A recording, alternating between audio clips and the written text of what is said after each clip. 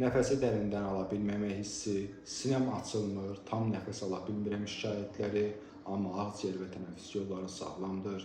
Xırda şeylərə həddindən artıq fikir vermək, ürək döyüntüsünü dinləmək, bədəndəki hər hissi təhlükə kimi qəbul etmək, səslərə və işığa həssaslıq, adi səs əsəbləri pozur, işıq gözləri yorur, qəribə qorxuların başlaması, xəstəlik qorxusu, ölüm qorxusu, nəzarəti itirmək qorxusu və ən əsası bütün bunlar səbəbsiz baş verir. Həmçinin yuxu pozuntusu, yuxuya gedə bilməmək, tez oyanmaq və ya səhər yorğun oyanmaq, səbəbsiz yorğunluq, insan yatır, dincəlir, amma yenə də enerjim yoxdur deyir, bədəndə dolaşan ağrılar, boyun, kürək, bel, çənə, mədədə ağrılar.